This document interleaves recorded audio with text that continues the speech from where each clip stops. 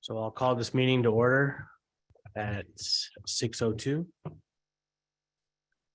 Commissioner Lenore, would you like to lead the pledge? Yes. Ready, salute.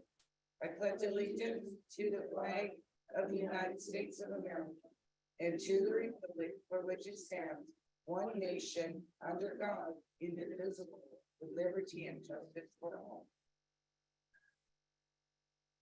Thank you.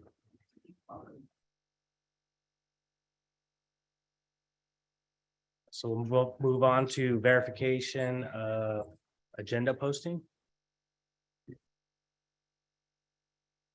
I'll start with roll call and then go to the verification. Oh, sorry. Oh, that's all right. Commissioner Huboy Here.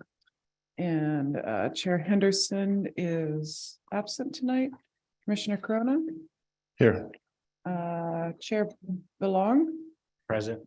and Commissioner Lenore. Present. So verification of agenda posting was Monday, March 20th, 2023 at 11:41 a.m. Thank you. Can I get an approval for the minutes? Mr. Chair, I'll make the motion for approval. Is that both sets, David? Or do you need separate motions? Oh, I was, my motion was for both Okay, minutes dated February 23rd and March 9th. I'll second that. We have a motion and a second. Can we move to roll call vote? Or do we need to? It's not necessary, but it also doesn't hurt. All right, we'll do a roll call vote. Commissioner Huboy, Yes. Commissioner Corona, Yes. Chair Belong, Yes. Commissioner Lenore. Aye. Okay, moving on to public input. This is the time for anyone in the audience to speak on any item not on the agenda and within the subject matter jurisdiction of the planning commission. Speaker cards are available in the lobby and are to be completed and given to the secretary before speaking. When the secretary calls your name, please come to the podium, state your name and city for the record, and speak to the city planning commission. If you are joining us by Zoom,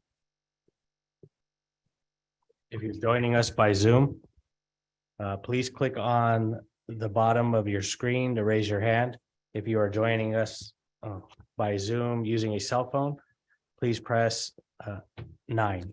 Each speaker will be limited to 3 minutes with a maximum of 30 minutes per subject. Please note that state law prohibits the planning commission from discussing or taking action on any item not on the agenda. Did we have any speakers? I have no speaker cards and no hands raised. Oh.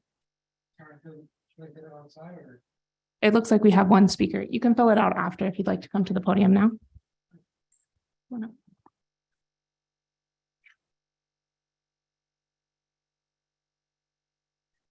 But in answer to your question, they're out on the table next time when you come in. Yeah.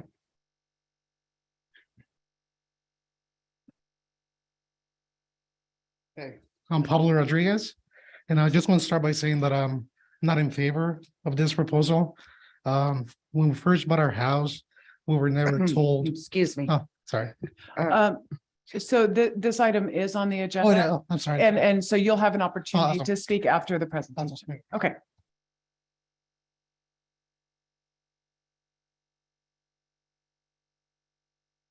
I have no other speakers for items not on the agenda. Thank you.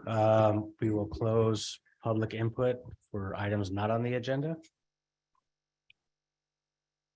Can we move on to public hearings?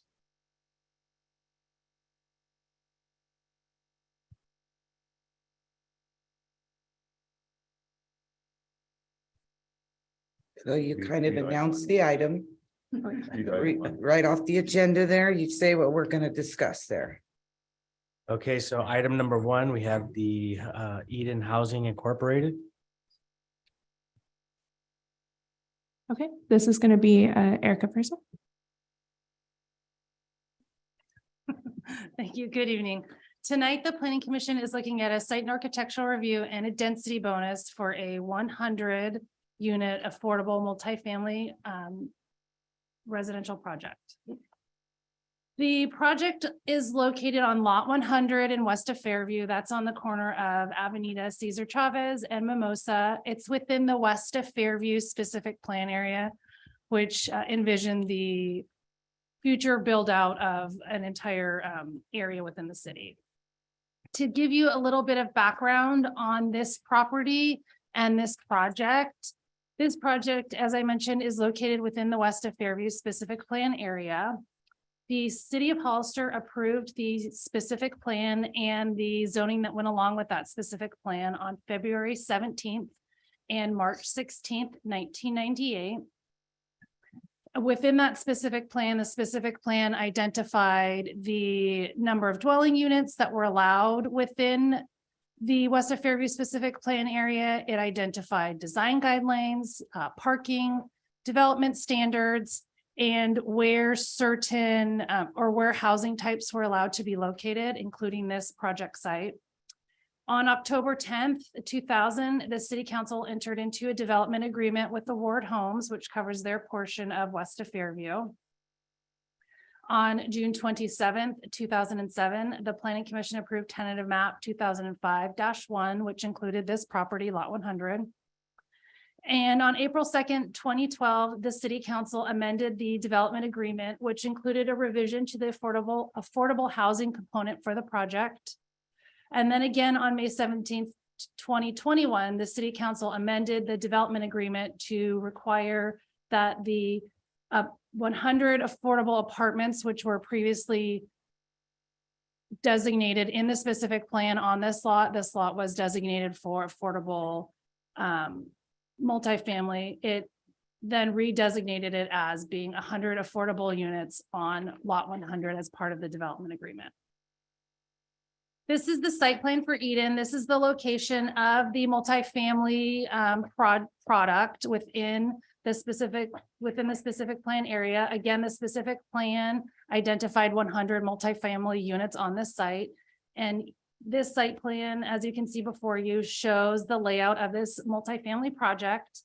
We have an existing sound wall that is approved as part of the west of Fairview specific plan on Avenida Cesar Chavez.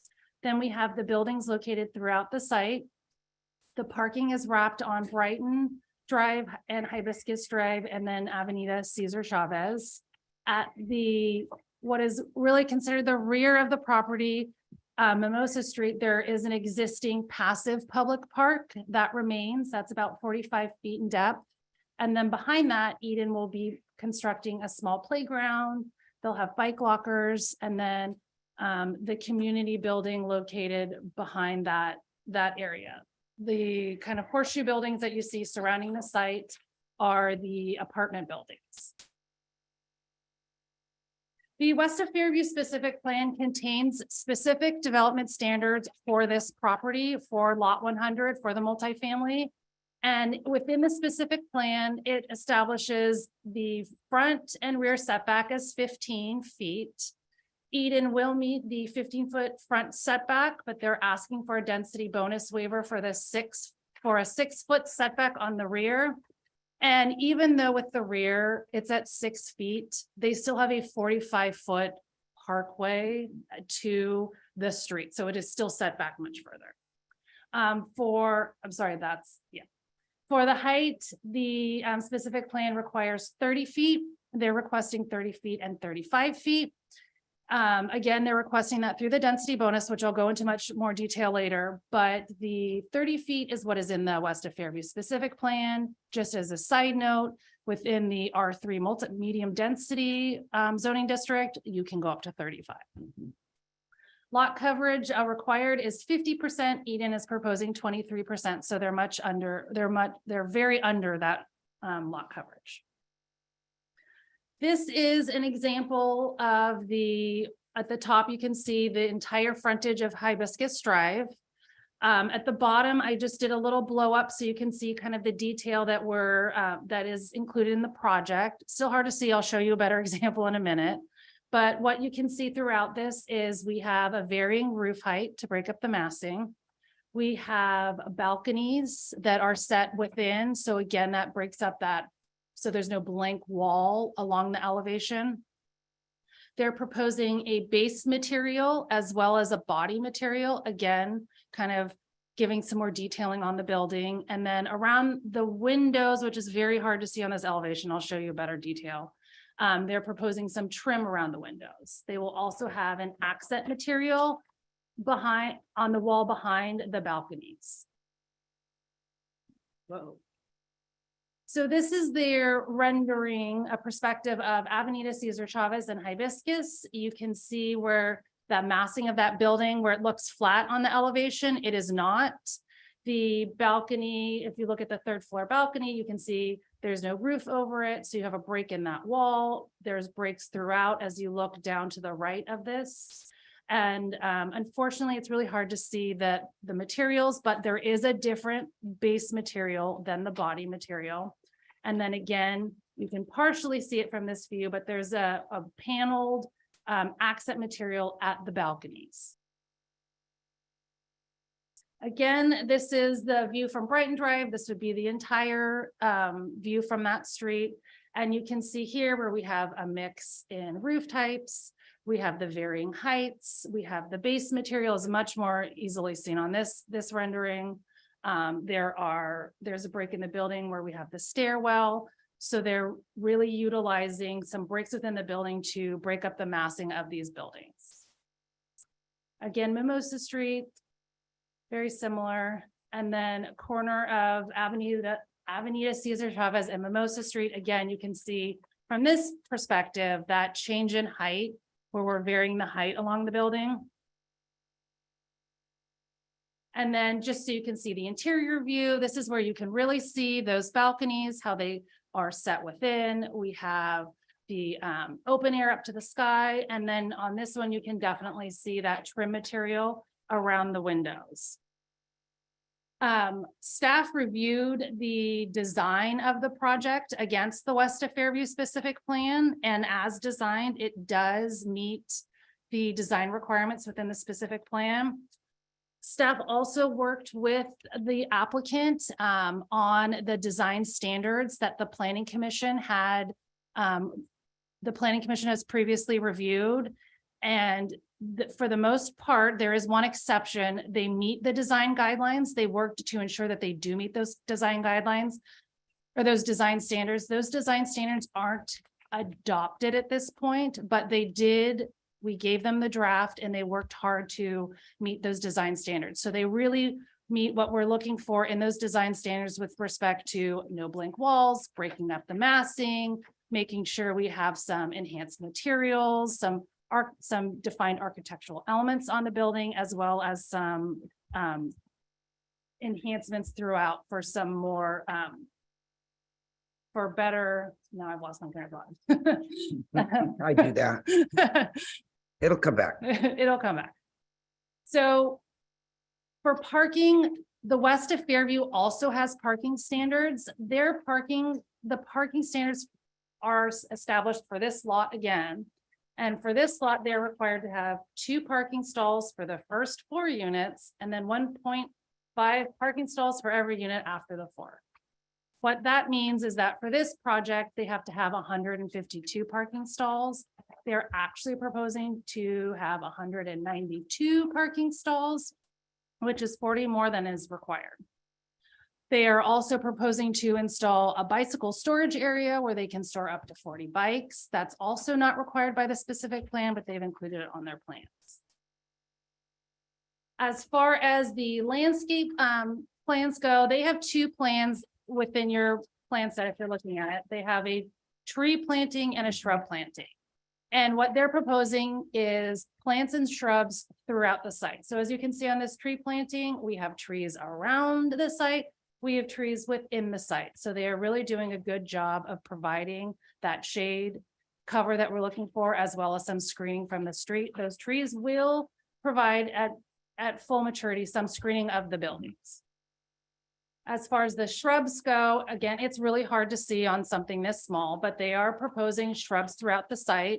And the shrubs around on the street, so Brighton and Hibiscus, they'll achieve a height to screen the underside of those cars. So that's what we're looking for, the shrubs around the site to really screen that kind of like parking area. So you're not seeing too many like tires and the cement and everything else, providing a nice break from the street to the project. This project does include a density bonus. The site is 100% affordable under the rules of the state density bonus law. This project is eligible for a density bonus and waiver of development standards. They are requesting a waiver of the side yard setback and the maximum height requirement, again, as I discussed. The rear yard, Yeah, the rear yard, not sorry. the side Yeah, yard. so Yeah. the rear yard, although it is 6, it is still very far from the street. We're about 50 feet from the street. And then with respect to the height, it is 30 in the West of Fairview specific plan, but in an R3, they get 35. So it's really consistent with that multifamily. That being said, in accordance to the requirements of state density bonus law, the project meets the requirements of the law, and therefore the city is required to approve the density bonus request. With respect to CEQA, this project was reviewed in the West of Fairview specific plan EIR for the first EIR, where this site was identified as being built in the future with 100 multifamily dwellings. It was then again reviewed in the supplemental EIR, which again identified this site as a site with 100 multifamily units. And the project will be required to comply with all the applicable mitigation measures in both EIRs. The project is 100% is a 100% affordable project that will provide necessary affordable housing for the city. The project site has been designated for 100 affordable multifamily units in the West of Fairview specific plan, as well as within the development agreement between the city and Award Homes.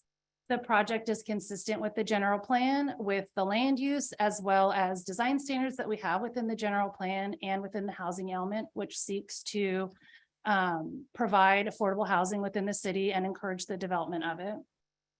The project is consistent with the required parking lot coverage, front, rear, and 1 side yard setbacks, with exception with height, and the rear yard, they will be approved through a density bonus. And the project is consistent with the design requirements of the West of Fairview specific plan. The Planning Commission has 4 options tonight. You could choose to adopt the resolution approving the SNA and the density bonus. You can choose to modify the conditions of approval for the site and architectural review if you chose to do so. You could deny the project, or you can continue the hearing and direct staff to provide additional information or clarification. Staff is recommending that you select option 1 and approve the project. And that concludes my presentation, and I'd be happy to answer any questions you might have. I have no questions at this time. I'll wait till after public hearing. Mr. Chair, I have a couple of questions. Does you mentioned this, the sound wall on Avenida Cesar Chavez, is that part of our subject to our approval? No, that's already been approved as part of the entire West of Fairview specific Okay. plan project, Mhm. as well as the park that's already been installed and most of the improvements around that area. Okay.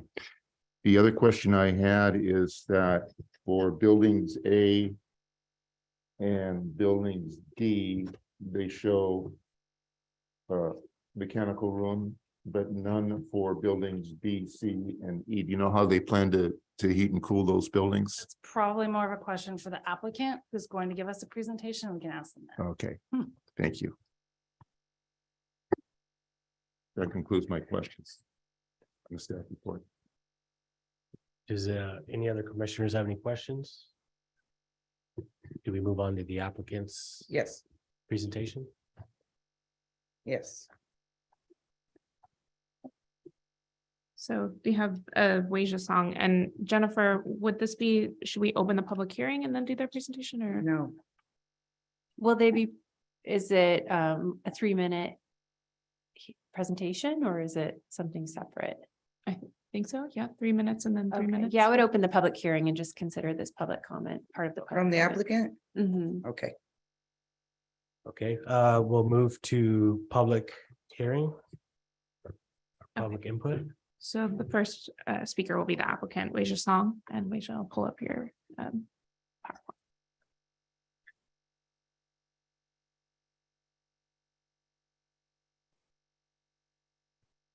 Go ahead. Great, thank you. Good evening, planning commissioners and staff, city staff. Thank you so much for taking the time to review Eden's proposal for the West of Fairview Affordable Housing Project.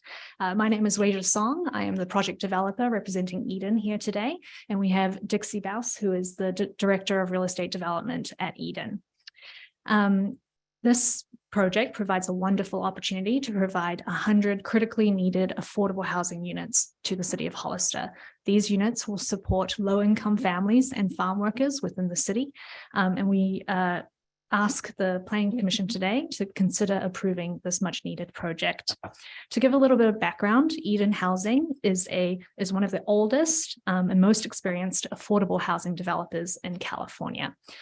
We have developed over the last 55 years and acquired and rehabilitated over 11,000 units throughout the state. And we currently serve 22,000 residents in all across our communities. These include low-income families, veterans, seniors, formerly homeless individuals, and individuals living with disabilities.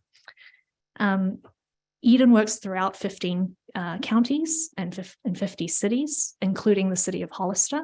And this project will be the first new construction project that we will be able to bring to the city. As Erica kindly mentioned, this project is proposing 100 new units of affordable housing. The project will be a family-oriented community, serving families earning less than 60% AMI. This roughly translates to a family of 4 earning about $63,000 a year at a maximum. The rents are capped at affordable rates, given in this year, a 1-bedroom is capped to about $1,100 a month, a 2-bedroom at $1,400 a month, and a 3-bedroom at $1,600 a month. So for low-income families, this could be really a lifeline to remain and contribute to the wonderful community that is the city of Hollister. Can you repeat that? I am so sorry. I missed the first part. Writing the rents again. The rents. So for a 1-bedroom, it's maximum $1,100 at the rates this year. For 1 bedroom. For a 1-bedroom. For a 2-bedroom, $1,400, and for a 3-bedroom, $1,600. So significantly below market rents. And these are affordability restricted, meaning they will remain affordable for longer than 55 years. And because we're a nonprofit housing developer, we fully intend to keep these affordable in the long term. The project we're proposing, has robust community benefits, including a wonderful community space, a lovely, play structure, community garden, outdoor sports court.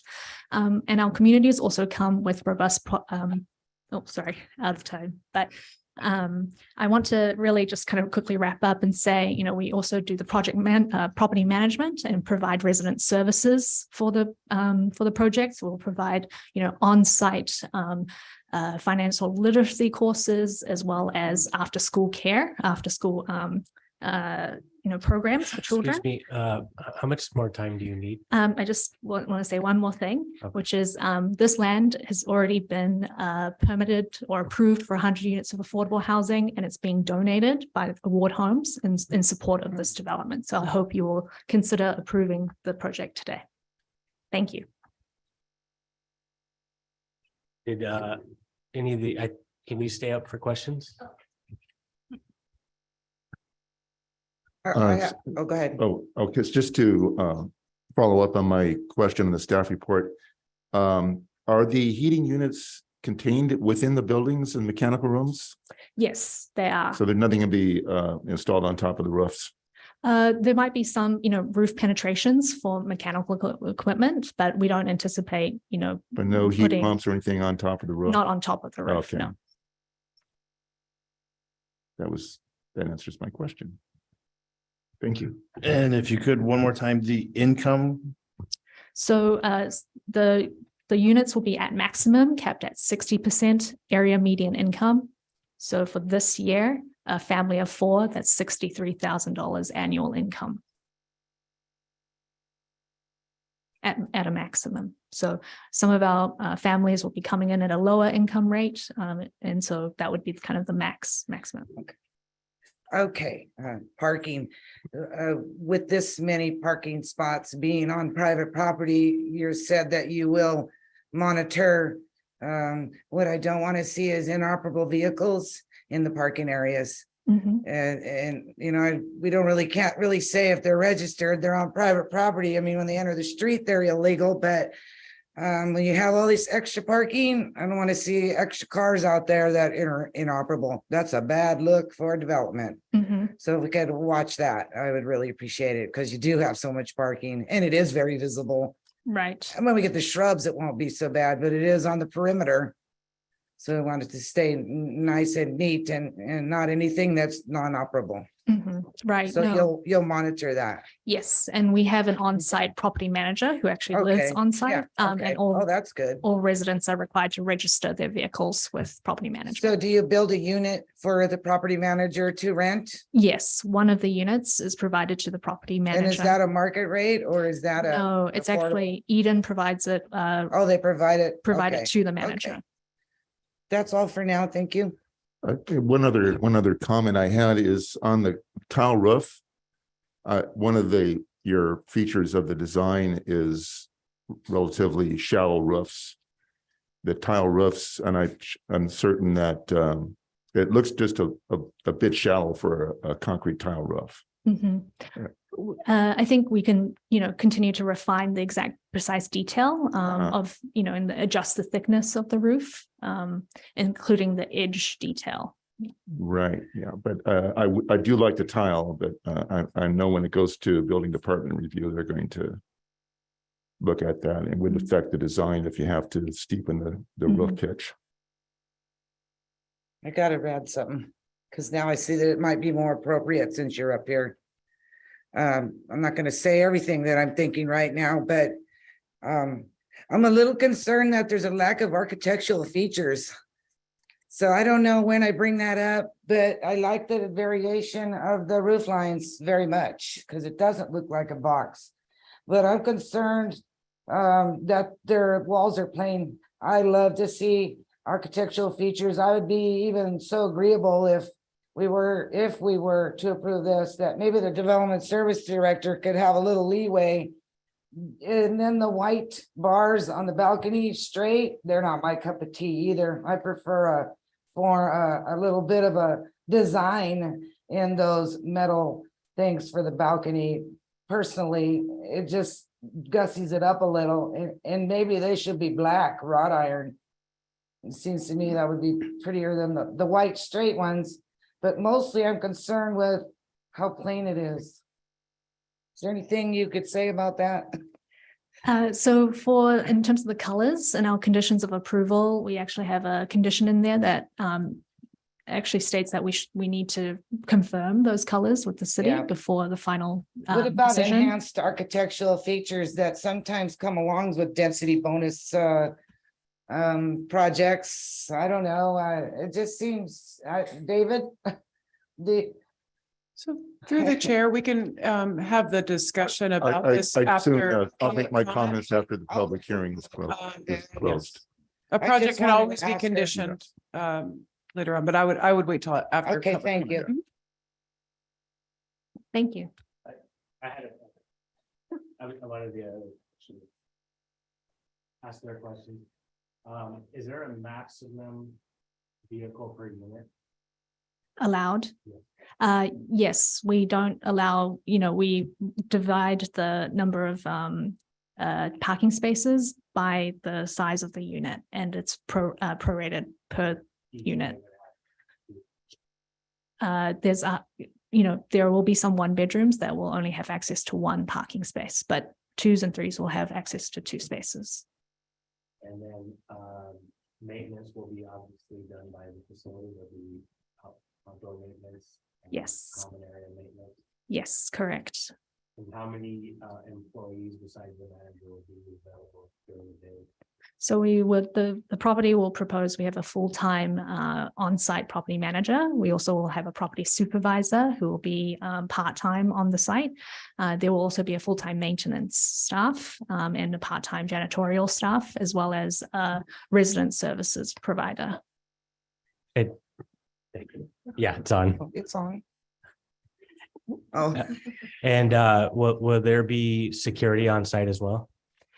We have standard security features, which include security cameras, but we do not have a roving security patrol. We haven't found that necessary in our communities to have, on-site security when the property is operational. During construction, we will have security, but not when families are living on site. Is it something you would consider? I think it would, we could take some discussion, but in terms of, the communities we're looking at and in our experience, the communities that we've served, we don't believe that we need roving patrols in terms of the security level. Thank you. I have no further questions. One other question, Mr. Chair, if I may. Thank you for your presentation, by the way.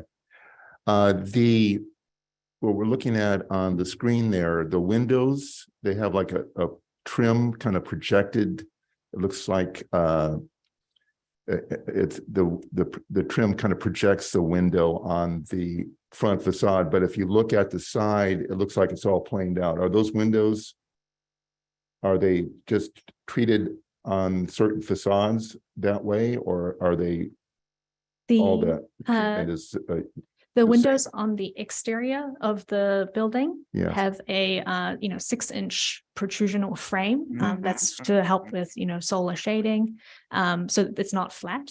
Right, but are the windows, is that just for certain windows on certain facades? It's for the windows on the exterior of the U-shaped building. So any buildings on the interior courtyards won't have the Won't protrusion, have the projected element but the windows on the outside facing the street. facing the street. Um, And you say, did you want to make you were making a comment of the reason that the windows are treated that way? It has a solar. Yes, so the windows, when they protrude out, they provide some solar shading and prevent some solar gain as well. Okay. Very good. Thank you. Is anybody else have any further questions for the applicant? No. Thank you. Thank you.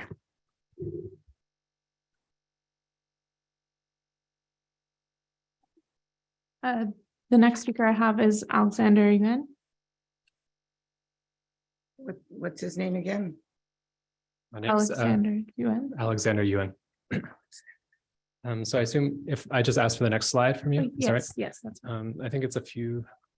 What is your position on the project, sir? So Can I ask? I'm the architect for the You are the project. architect. So some of your questions I think you've already covered, but if you have more, you can please ask me. And we Okay. also have online on Zoom, the civil engineer and the landscape architect as well. So Okay. those can be directed to them. Keep One more, going. please. Yes, okay. So thank you to planning commissioners and the planning staff also for having this moment to speak about the project and the design of this new residential complex, which provides again 100 units of affordable housing here in Hollister. My name again is Alexander Yuan, Alex as well. And I'm the principal of collective operations architecture and the architect of record on the project. Also part of the design team, which includes Isaacson, Wood and Associates, as well as McKay and Stomps, the civil engineer. Next slide, please. So the project is situated in 4.6 acres of land, as Erica has mentioned, surrounded by a context of existing and soon to be existing single family homes. These images also show that linear park. It's the brown strip you see on the right of the left-hand image. Along the eastern side of the project, along Mimosa Street. And it's a little bit harder to see here, but you'll see them in some of the views, some of the renderings, but there's also that sound wall, which actually currently exists on the northern side. Next slide, please. So our plan proposes 100 units of housing spread across these 5 different buildings that rise up to a maximum height of 3 stories, but in some cases only go up to 2 stories. The parking spaces are actually distributed along the edges to protect, actually against, moving up against the Mimosa Street Park, and also to hide them a little bit behind that sound wall that we were talking about before. So although there is a lot of, a good number of spaces, we've tried as much as possible to keep them in a place where they won't disturb residents and get in the way of the life of the project. Next slide, please. So each of these U-shaped buildings is made up of a range of 1, 2, and 3 bedrooms. On the right-hand side of your screen, you can see typical floor plans ranging from about 600 square feet to 1,200 square feet, and also the breakdown of the number of different residential unit types. We hope that this allows for a variety and a diversity of different families, and also to accommodate families as they move in and move out. Next slide, please. May I ask you a question? How many, the bedroom range again for the units? So in terms of size? Yes. So the 1 bedrooms are about 600 square feet, and then 900 for the 2 beds and 1,200 for the 3 beds. So they go from 1 to 2 bedrooms. Are There's- there any 3-bedroom Yes, units? sorry. 1, 2, and 3. Sorry, 1, 2, and 3. 1, 2, and 3. Okay, thank you. 600, 900, Okay. 1,200. All right, thank you. So here, viewing the project from the northwest corner at Avenida Cesar Chavez and Hibiscus, we see that the design really tries to break down the scale of the buildings, similar to the single-family homes around it. We do that by varying the heights, as well as having these insets and offsets through the balconies and other protrusions. Next slide, please.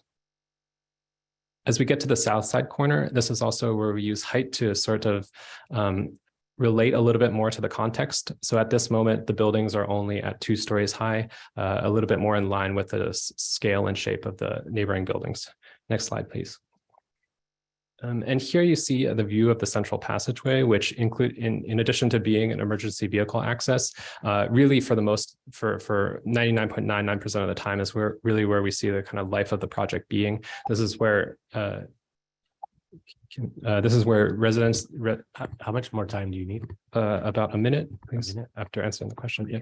This is where residents will access their units. Oh, sorry, that's my bad. It's okay. Sorry. Next slide, please. And then here you see a sort of breakdown of the materials that Erica actually already went over. Next slide, please.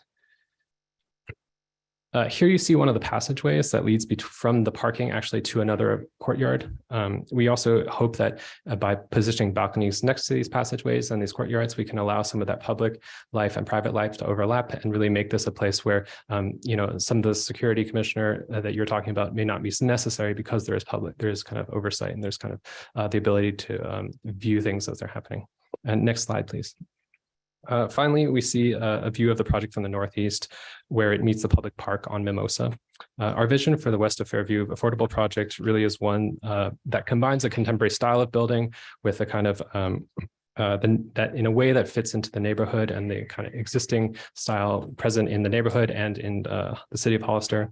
And we really hope that it's a vibrant community that centered around shared open spaces that provides high quality setting for families to thrive in the future. Thank you. Thank you. Does anybody have any questions for Alex? Well, Alex, back to my architectural features. Mhm. Why is it so plain? We really think that we want to be a little bit careful with adding too many features, let's say.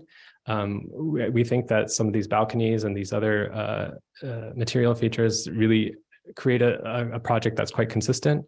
And given the scale of the project, it's 5 large buildings. We think that through combining different pieces together, we can actually achieve a sum that's greater than the individual parts, let's say. So there, as Weija has mentioned too, there is room for more improvement and more development. A little bit of decorative tile would have been nice. I mean, you just don't have any color other than those wild colors on the buildings there, but I don't know. But it also, I think we were also looking at the context as well and trying to make sure that it doesn't stick out too much from some of the buildings that you see, the single family homes around it.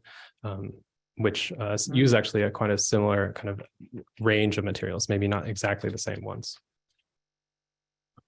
Do you feel that the roofs are adequately sloped for the concrete tile?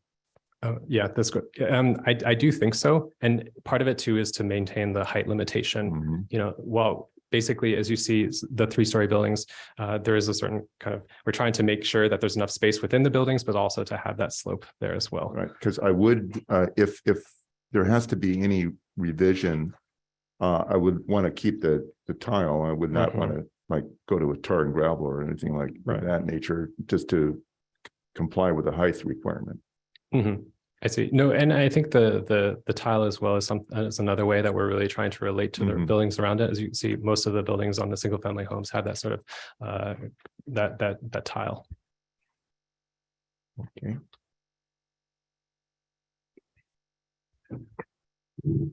Does anybody have any further questions? Thank you. Thank you. Thank you. The next speaker I have is Priscilla Fabella or Farella.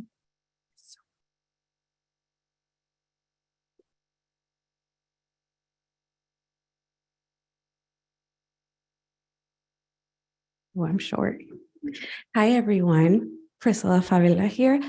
I'm not a public speaker, so I'm a little nervous, but I'm being brave for the first time to speak up. I'm here with my partner, Eddie Garcia, and we are local Hay Baylor, San Benito County residents that live on Hibiscus Drive. I'm from Paisanes originally, so I'm a country girl, but he is here in Hollister. So when looking into buying our first home here and wanting to stay local, we wanted to consider what he liked and what I liked. And I wanted some greenery, some, what we have now, which is some scenery from Leal Vineyards out that way. And we luckily have that right now. Props to Eden Housing. I think it's actually great. I just do not think it's great there, maybe elsewhere, because I do think it is something big that it is needed. Just it's not something we contemplated when we purchased our home. We were hoping to park something great for the community, which I know, and I see it on Neighborhood Watch all the time. We're looking for something for the kiddos to be out and doing something.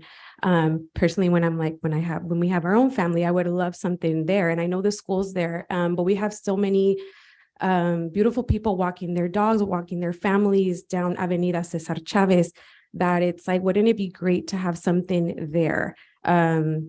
And the parking, I think, is a big thing too, that I believe Carol said. That was also a concern of ours, because as much as parking will be available, people do take advantage and will park on the street. So I don't know how that will work out, but we would love to stay where we are, where we bought our home. Considering this, it makes me and my partner question staying, because it's just, we would love something more recreational, more for our community, and for our future children. So, and the 2 to 3 story home or buildings, it blocks all of our views. We're the 2-story home, so 3 stories, that already blocks all of our view to even see out to St. Benedict Church, or like I said, the beautiful hills out by Fairview. So all we would be seeing is these homes instead of nice, beautiful nature that we still want to conserve. So please consider, if you guys did want to do this, just maybe elsewhere. We would, again, hope that you guys would maybe think of denying this for having this be beautifully used by our community. Thank you. Thank you. Thank you. My next speaker is Alicia Partee.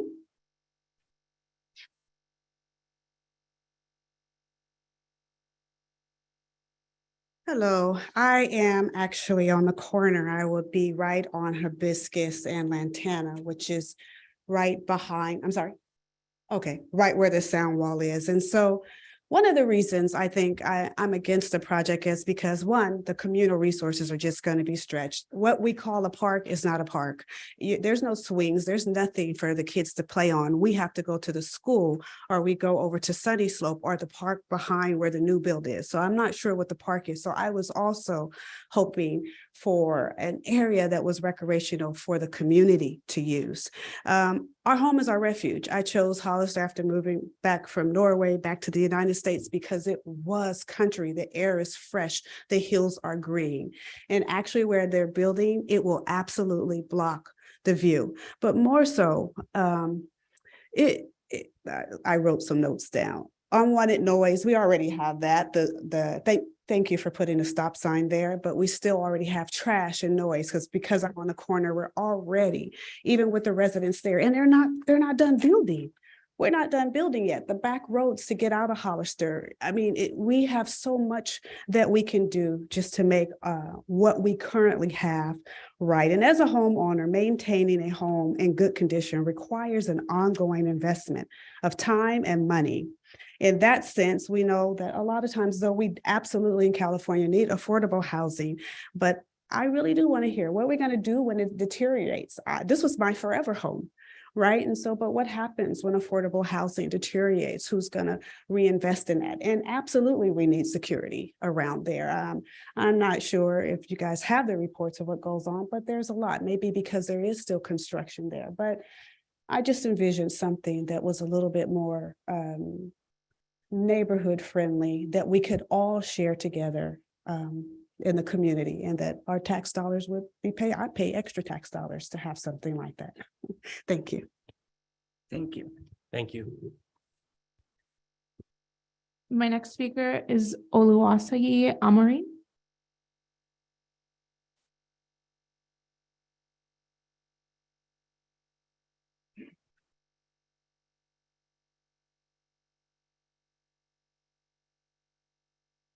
Good evening, everyone. So I'm here joined by my husband, Omanaya Wolfori. And ladies and gentlemen, esteemed members of the community, we stand here before you to argue against the construction of the affordable housing space. Having, I think, that amount of living space interspersed with a suburban community seems like unbalanced urban planning. As some of my neighbors have talked about, usually, with the planet, with what they have already planned for parking is great, but how is it going to be enforced, especially if there is no security personnel around there? I don't think the security cameras would be enough. Usually apartment buildings are in cities, either downtown or in the city center, places that are already used to heavy foot traffic and heavy parking situations. So having an apartment building included in multiple home communities does not seem like a great plan. In addition, as I mentioned before, the danger of people parking outside a designated area is high. Street parking does not, of course, belong to any individual homeowner, but space for visitors and guests of those that live around there that don't have parking garage should be prioritized. In addition, we don't have children yet, but there are many young children that live around us who are our neighbors that like to play outside. And with the increase of car and foot traffic, the safety of our children and individuals who might need additional assistance might be at risk with just the amount of more cars moving into the area, parking, coming in and out from work, etc. In addition, with the proposed 100 units, it is very plausible that over 500 people could be living in the housing unit. Roving security patrols may not be necessary, but I think security apart from cameras is absolutely necessary to not only make the residents of those who live inside feel safe, but the community of homes that surround it. If there's no security personnel, how will parking be enforced? If there's no security personnel, how will what is essentially a new mini community feel safe? We are in favor of affordable housing. It is absolutely needed in the state of California, but I think it has to make sense and has to have community support around it. Thank you. Thank you. Thank you. And the last speaker card I have for people in the room is Pablo Rodriguez.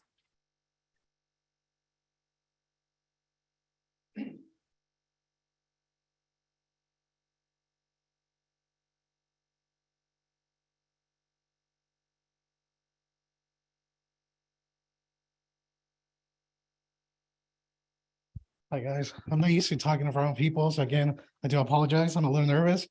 Again, like I mentioned before, I'm not in favor of this proposal. I think it's a great idea, but I'm not in favor of it. When we first moved here, bought our house, we were told it was gonna be a family-owned condominiums. I'm really concerned about the traffic and the parking. I know, there's gonna be 100 units. Technically, there should be 4 people per unit, depending if it's a 1 bedroom or 3 bedroom. But we know it's not gonna be that way. We know there's gonna be more people living in the apartments. So there's gonna be more traffic, easily 200 to 300 cars. And I'm concerned about the safety of my daughter, safety of our neighbors. And that's pretty much it, the safety. And that's why, we moved here with my wife a few months ago, just for the safety and how, beautiful house there is. But we're having second thoughts now because of what's happening.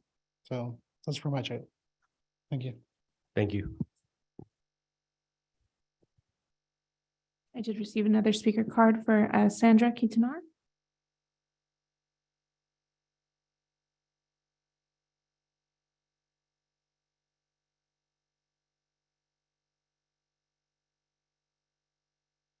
Hi, good evening. I guess I'm basically just going back, piggyback off what my neighbors have said. I am concerned about the safety. I am concerned about the parking space. I do have 2 little ones, and I was actually looking forward. When we first moved in, they did mention, oh, it's probably gonna be a park.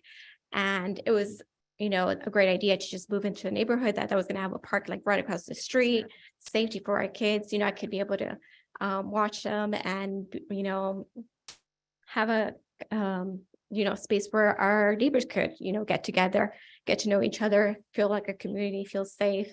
Like how they said, we'll only have a school, but that's a school. And we do have a park, like that's probably around the corner, but that's a small park, and that it feels like it's more for the other community, not for us. I guess it's just, we made this big investment, me and my husband, and we were just hoping to get a better outcome out of this. And I feel like it's gonna backfire at us, if you guys end up approving this structure. And I hope you guys think about it and really put your minds into it, and hopefully it doesn't get approved. Well, actually, a question I guess I would be, is this already set in stone? It is basically done. Okay, and if it is basically done, when would this be completed or started? Are we allowed to are we supposed to answer questions? Well, if you'd like, I can comment on that to a certain extent. I don't know when it will be done, so maybe Eva or Erica can answer that, but there is a development agreement between the city and Eden Homes for this project. So that and the 100 apartments have been approved. So there will be 100 apartments on that parcel. What you're looking at today is really just the site and architectural review. So what that looks like. And so to a certain extent, it's done in that the development agreement's been approved since I think the year 2000. It's been around for quite some time. So I just wanted to make sure that was understood. And then since you did say since 2000, I guess if we would have reached out to the city, would you guys have told us you guys are buying and the front lot is going to be used for low income, very low income community?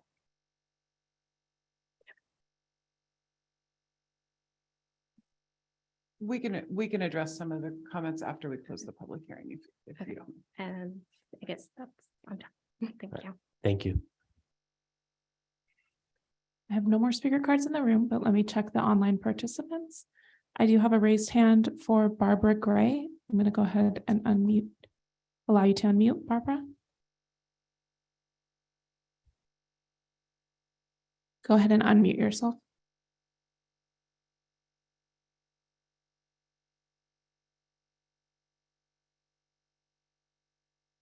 Are you there, Barbara?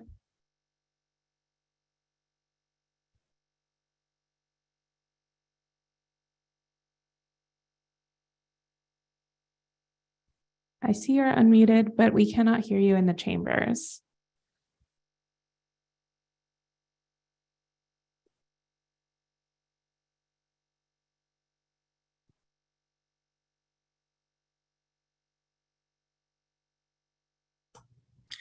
This is Greg Goodfellow, just offering a test. Can you hear me? I can hear you, Greg. Okay. Barbara, if you're on a phone, *6 might be a mute and unmute, but it does look like you are unmuted. I'm going to go ahead and give you maybe 15 more seconds to see if we can get to a place where we can hear you. I do apologize.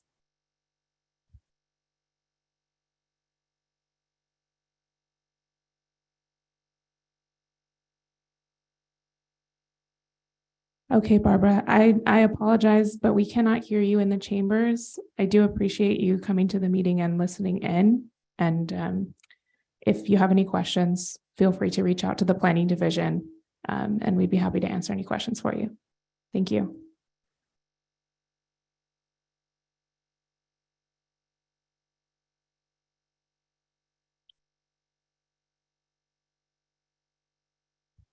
I don't have any other hands raised in the virtual audience, Mr. Chair. Thank you. So I'd like to move to close public input at 6:58. You don't have to move. You just say, we're gonna close the public hearing. Okay. Where do you want to start? Okay. Okay, folks. I've been doing this for 40 years, long time. I worked for the city for 24 years. I was a planning commissioner for 6 years prior to this sitting, and I served on the city council for 26 months.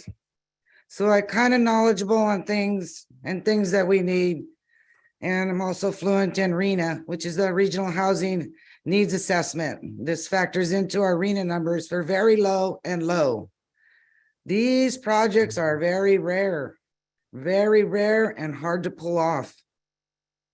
So we should really consider that a lot of thought has gone into this. So some of the things I like, well, first of all, I do want to ask the folks that are relatively new residents if the realtor didn't disclose that there's going to be 100-unit apartment complex there. And I don't care if it's low income or farm workers or high income, it's a 100-unit apartment complex for me. Your kids aren't going to be any less in danger if people come and live over there, because guess what? They love their kids too, and they watch their kids. So I never like to hear that. I don't know what you're expecting. Also, I want to make sure that there is a cap on the number of folks living in those units, because they come with a very good point. People just rack and stack. And you have requirements for affordable housing.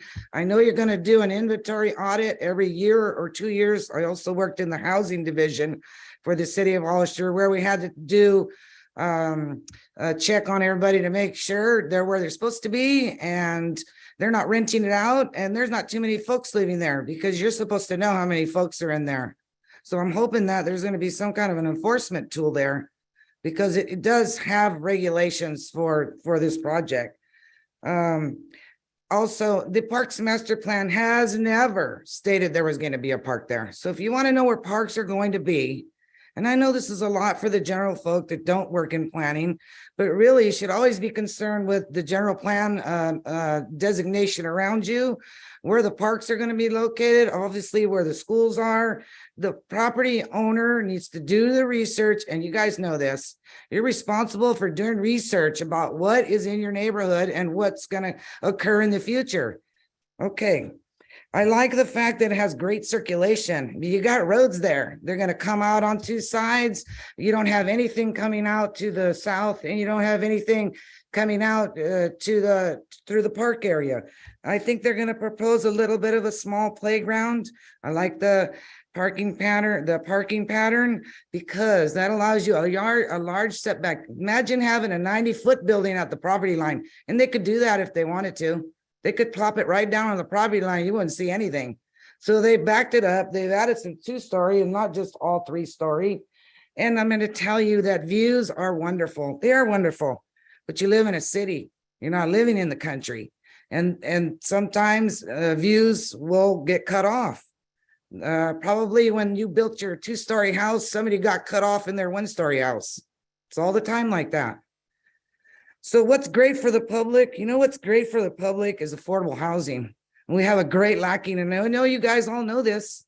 So where do we start? We start now, and we start here. And we can't put them all in the same neighborhood. So you don't like it in your neighborhood, but you want it somewhere else? No, that's segregation. And we don't do that anymore. And you're going to see more that are going to be placed among market rate subdivisions, and take heart that inclusionary housing is coming. So everybody's going to start start contributing to the lack of affordable housing. If we never do it, we'll never have it. And where are your kids going to live? Hell, my kid had to leave to Sacramento because they couldn't buy anything here. That's sad. Really is. Hardworking kid, couldn't touch anything here. Okay, the other thing I want to comment on for the development is make sure you monitor the stuff on the balconies. Don't put any stuff that doesn't belong out in those balconies. Okay, no junk on the balconies. I think this is going to be a beautiful use, and I think you'll be a little bit surprised that folks will come and they'll live just like you. And these newer developments, they're maintained now. It's not like the old low income, which I hate that word, but it's not like it used to be. Take a look at the West Gateway. You got farm worker housing there that is beautiful. My goodness, I would have liked that up there, but it's not run down in a few years. Take a look at David Usboy's building on Line Street. That was also affordable housing. Look at that. It's beautiful, and it's 10 years old, maybe longer, right? So it all depends on the maintenance. You're correct, and I expect them to maintain the maintenance because you do live next to them. You see that I write them about any inoperable vehicles, any stuff on, because I don't want you looking at that junk. But we have to fulfill some state RENA numbers for housing. This is a great opportunity to do that. And I hope that we get more opportunities to do that. And I really wish that somebody would have explained to you what was going to go there. Even in like I said, even 100-unit apartment market rate, same thing as 100-unit low income. Don't be afraid of it. I think you'll be pleased. And the one good thing is I was out there today for a while, and there are no houses on the south end of the property. Nobody lives there yet. So they'll see it when they come in. And again, I wish more disclosure would have been given to you. So that's all my comments for now. Thank you, Chair. Mr. Chair. Thank you, Commissioner Lenore, for your comments. And I totally agree. And thank you, Jennifer, for prefacing that we're not talking about apartments. Apartments, this specific plan, tentative map, development agreements were all approved. So there are going to be apartments there. What we're going to be looking at is the overall design. And here's my comments on the design. And also, before I begin my comments on the design, Eden Housing, they do a good job. They maintain the properties. If you're going to have low income development associated with a nonprofit, and that's the way to go, because they do maintain the property. They do a good job of it. And as far as the architectural design, I would describe it as being somewhat utilitarian, but there's some nice proportions there. I think it's worthwhile mentioning that the site design is very well designed. I like the way the parking goes around the buildings. I think there was some commentary about defensible space and defensible space in the design of the parking area to have good sight lines. What's going on in the parking is very, very important when you do multi-unit development, to have good sight lines to see, because a lot of crime happens sometimes in sheltered areas or sequestered parking areas that are away from view.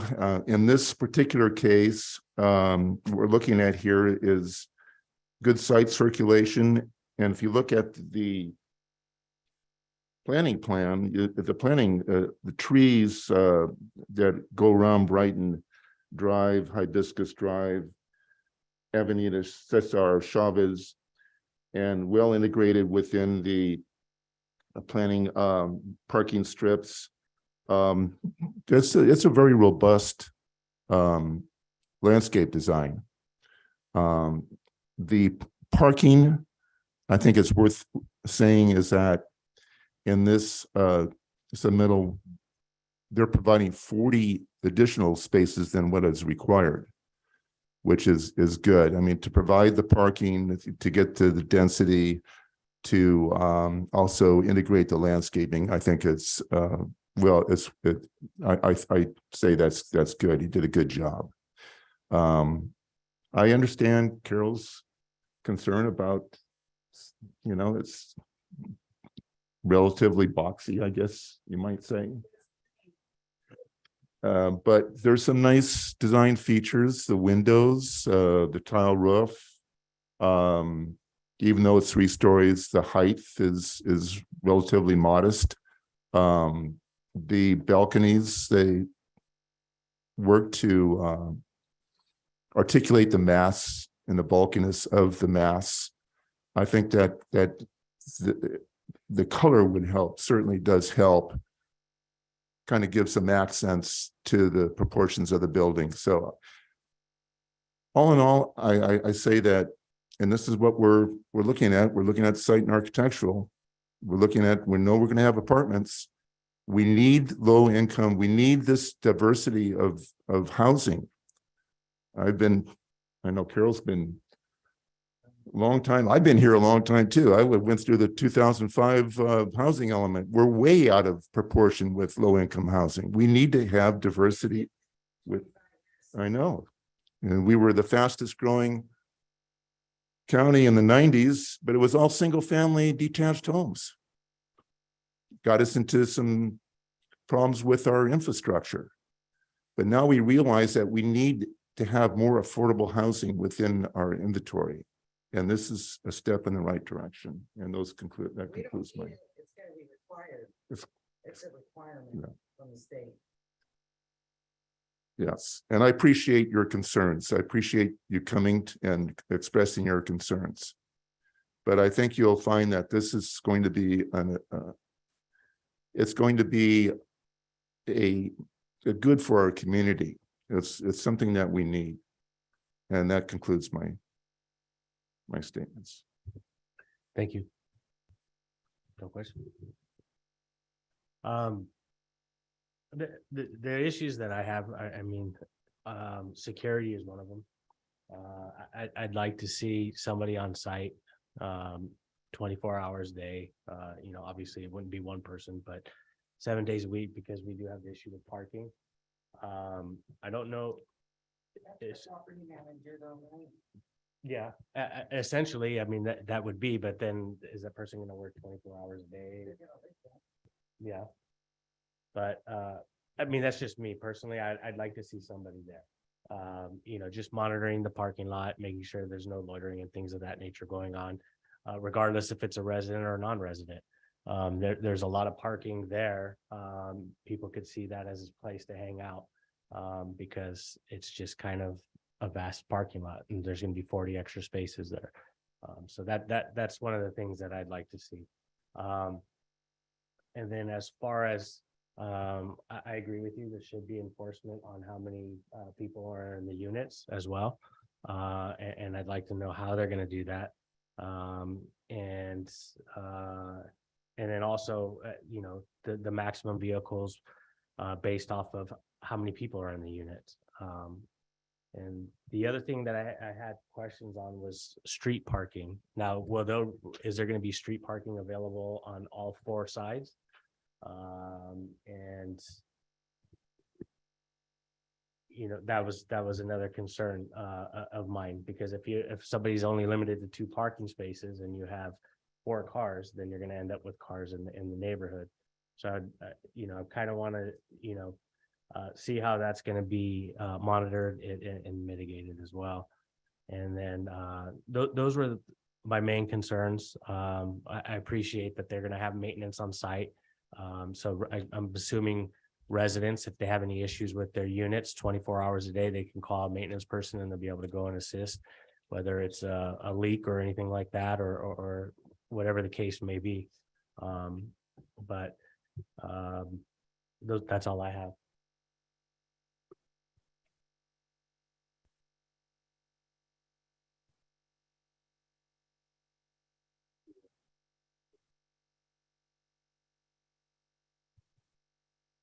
discussion regarding. Did you close the public hearing already? Yes. Okay. Yes. so then call for a motion. If everybody's done talking.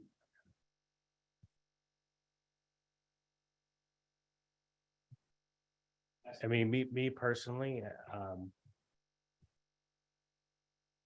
I don't mind, I'd feel more comfortable, making a motion on the project. Like I said, if the security measures were met, your, enforcement of residents per unit. And I do also like the aesthetics of the building, that you proposed. But I don't know how we would, are we allowed to put that into a motion and then? So I do want to comment on the security requirement. I would caution against requiring additional security that you wouldn't also require on a non-affordable development, because it could be perceived and probably is discriminatory. With respect to the limit on the number of residents per unit, I think that's a common, relatively common, many property owners will limit the number of residents within their rental. So that I think is acceptable and probably is already something that's required, although Eden can probably answer that question. But I just wanted to comment particularly on the security and that potentially being discriminatory if you required on affordable housing development, but not on a traditional housing development or market rate. Thank you. Will you entertain a motion? Or are you making a motion? I was. Will you entertain a motion? Now that she's answered your security issue, I'll feel a little more comfortable making the motion. Do you want the density bonus resolution first or the site and architectural? I'm assuming maybe the density bonus first. Probably Yeah. density bonus. Okay, first, since what's we the haven't had number it of the approved. resolution?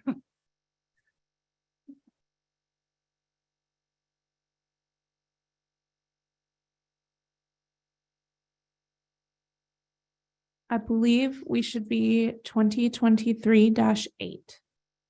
I move that we adopt PC Resolution 2023-8. It's a resolution of the Planning Commission of the City of Hollister approving a density bonus for a 100% affordable residential development with 100 multifamily units located within the Eden Housing Development. That's my motion. Let me clarify that the density bonus addresses the height of the building and this free rear yard setback from 10 to 6 and the height going up to 35. That's my motion. And does your motion include all the conditions of approval? Oh, of course. Well, There's no. no, not on condition this on one. The density bonus. There's just findings on this Oh, I'm one. sorry. Yeah, that's the next one. Okay.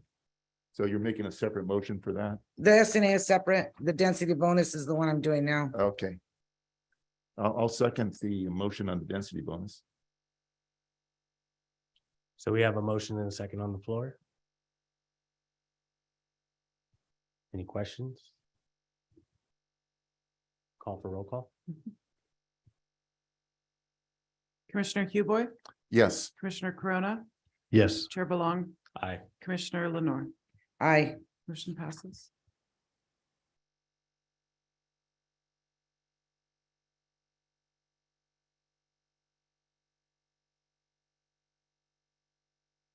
Site and architectural, anybody? David? Thank you, Carol. I'll make a motion to adopt resolution number 2023-9. 2023-9 and approve site and architectural 2022-16, subject to the conditions of approval. And the resolution approving, oh, we've already done that. Sorry, my bad. We could make a friendly amendment, please, to include the findings. Include the findings. Yes. Yes. With the amendment that the chairperson. For what? for with security measures? No, they can't do You wanna add that? security. It's perceived as discriminatory. Okay, So that's a no from the city I attorney. think I've completed my motion. Okay, We have a motion on the floor, I'll second that. motion and second. All those in question? I'll call for the roll call vote. Commissioner Huboy, yes. Commissioner Corona, Yes. Chair Belong, Aye. Commissioner Lenore, Aye. motion passes. And thank you, everybody, for coming and speaking your mind. I appreciate it, and I do hear you. I agree too. Thank you. Thank you for your concerns and your statements.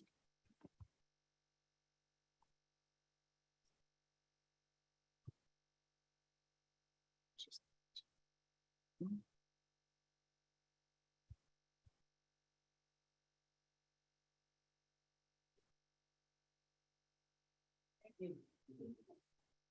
Good luck with your project, and thank you for your investment in the city of Hollister. Thank you for your support. Your comments very much in mind. Thank you. Welcome. Thank you. It's a fun day to take pictures on and turn out video link. Oh. So, yeah, fun day to take pictures on the internet. You're with the needle? Yeah, I'm with the way. Well- I can't hear him, that's what. Well, it's a good thing I wore my tie. Doesn't match, but anyhow. Sure, go ahead.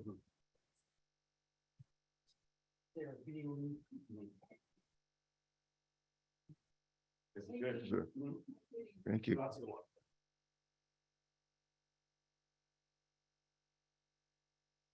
See you guys.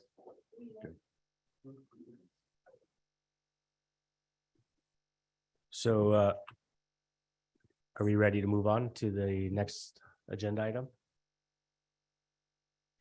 Yeah.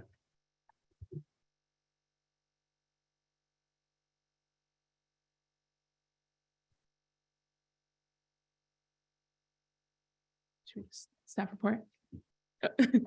Sorry. We'll entertain the staff report. Okay, thanks. So thank you. Item number 2 is zoning ordinance amendment 2023-4, which is a proposed inclusionary housing ordinance by the city of Hollister. And I have online Greg Goodfellow from Placeworks Inc., who has been assisting us in preparing a inclusionary housing ordinance for a 20% density bonus, as well as a feasibility analysis, which is required for a density bonus of that size. And this is at the direction based on the direction given for the general plan. This project is being directed by the city council, but I will turn over to Greg for his presentation on the inclusionary housing program. Thank you. Good evening, commissioners. Good evening, staff. Has it been traditional for a consultant to show his or her face? I feel more comfortable in general if you can see who I am. Yes, you can go ahead and turn on your camera, Greg. That's totally fine. All right. And will I be controlling my presentation? I'll control it for you. We Okay. don't have it set up, but if you had it shared on your own screen, you could swap the share if you'd like to control it yourself, but I have no problem controlling it. All right, that's fine. Okay, well, commissioners, as was said, we're going to talk about the inclusionary housing program. I am aware that in your packets, you received a voluminous amount of information, a lot of it tabular and technical. So I'm going to try to start from the beginning without spending too much time and just paint the bigger picture first before we get into the weeds. I think the last discussion was a great lead-in with key phrases like affordable housing and density bonus. So let's hope we're in the right mood. Next slide. Once again, I'm Greg Goodfellow. I'm a senior associate at Placeworks out of our Berkeley office. Next slide. All right, we'll start with reviewing an introduction to inclusionary housing and go over the previous city council's direction. We'll go over the results of the feasibility analysis, look at the draft ordinance itself, and then leave time for your feedback. Next slide. All right, first of all, inclusionary housing at its shortest is a set of policies that establish requirements for the inclusion of affordable units in new market rate development projects. It really comes down to percentages of new market rate developments that'll be allocated to affordable units. It should or must be tailored to local market conditions, and that's part of the feasibility analysis that we'll see. And in this case, inclusionary ordinance was proposed by the General Plan Advisory Committee, moved through the council and into the general plan policy setting process. Next slide. Our quick benefits of inclusionary housing, although I'm sure they're obvious: increased housing equity, increased options for lower income housing, more mix of affordability in single neighborhoods, distribution of affordable housing throughout the city, and progress, of course, towards RHNA. Next slide. All right, the topics and components that generally make up an inclusionary housing ordinance. The development types that are included, these could be single and or multifamily developments. Project size, is there a threshold where it starts or stops? The tenure type, does this apply to for sale or rental or both types of housing? The percentage of affordable units required, of course, that's a key one. Income ranges, and then, of course, alternative compliance methods. All right, basics of preparing an inclusionary ordinance. First of all, the financial feasibility analysis, which we'll get deeply into. This is basically a sizable pro forma modeling process to determine how the requirements of an ordinance would affect the feasibility of a market rate development. And then, of course, drafting the inclusionary housing program, bringing it through to commission and council, and then finally adopting the program. One point I want to make that I'm going to make a couple times is that in this process, steps 1 and 2 were somewhat reversed, in that the typical iterative process of exploring feasibility with a feasibility analysis and then creating an inclusionary ordinance based on those results was flip-flopped. We were given the direction to create a 20% ordinance. And as a result, what our feasibility analysis did was not look to what was possible. It was look to then what was needed, given that 20% ordinance, to bring projects back up to feasibility. And the result of that was this local density bonus that you've heard about or read about, and I'll go deeper into. So there was a little bit of a flip-flop in the iterative process between feasibility analysis and the resulting ordinance. And I'll stress that a couple times throughout this process. Next slide. Assembly Bill 1505. This is really the law that really wants to stress that the one bad thing about an inclusionary ordinance is if it puts a, quote, undue constraint onto development of housing.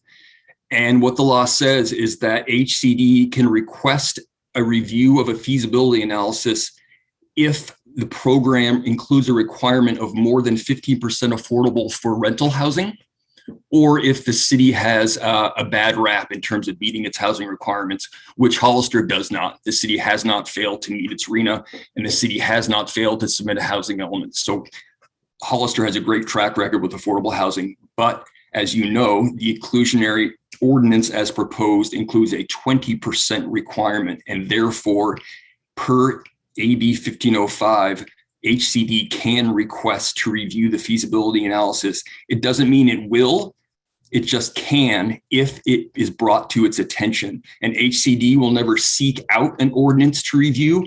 It will only review it if it is brought to its attention in the form of a letter, in the form of a newspaper article, something that brings attention to an inclusionary housing ordinance that hints at being an undue constraint. Next slide.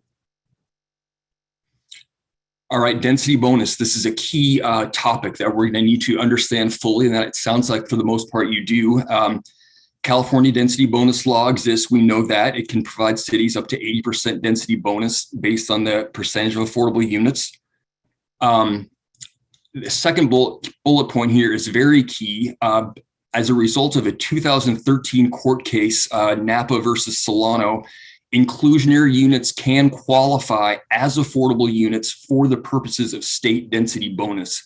In other words, the affordable units in your development that you needed to include because of a local inclusionary ordinance can be applied to your state density. And that's a key point. And there is also a clause in the state density bonus law that says nothing in this section shall be construed to prohibit a city from granting a density bonus greater than what is described here. So local jurisdictions can boost density bonus higher than the state. And next year, I just give a quick summary of the existing 2011 Hollister density bonus, which will be updated as part of the overall update process. And like most jurisdictions, it's consistent with the state base, with increasing bonuses for increasing levels of very low income, and moderate income units.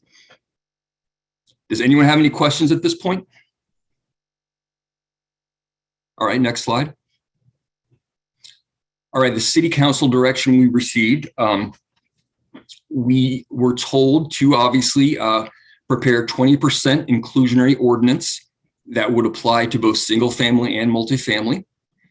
As far as project size, no direction was given from council as far as a threshold of project size to where the inclusionary ordinance would apply. It will apply to for sale and rental housing. It's to be a citywide ordinance. As I said, 20% affordability across tenure and type. And the council stated that they did not want, at the time, alternative compliance components in the ordinance. Greg, we've got a question from the dais. 10 units or less is exempt from inclusionary housing, correct? Yes. So there is exemption. Yeah, this was just the direction from the council that we first received. Okay. And that was all rolled into the draft general plan action L 3.1, which is very straightforward. Adopt an inclusionary housing ordinance that requires new residential developments to include 20% of the units as affordable housing. And the breakdown of that affordability spread is 7% very low income, 7% low income, and 6% moderate. And as you'll see when I get further into this, although that spread remains the bottom limit, you can include a greater level of affordability if you desire. In other words, 7% very low income is the bottom. If you want, you can include 14% very low income and 6% low income, or some such variation that increases your overall affordability. Next slide. All right, just to make sure you understand the background of the process of coordination quickly. In November 21, the city council approved our approach to the process in a contract.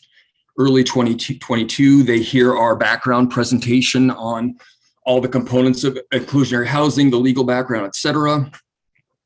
Later in 2022, we got staff input, review and approval of our development scenarios. Those are the group of development prototypes on which our pro formas are based. Later on, staff input, review and approval of the pro formas themselves. Late last year, staff reviewed the feasibility analysis and the ordinance for the first time. In February, the city attorney reviewed the analysis and the ordinance. On February 21st, 2023, staff made a presentation to city council on affordable housing as a larger picture, not just the inclusionary component.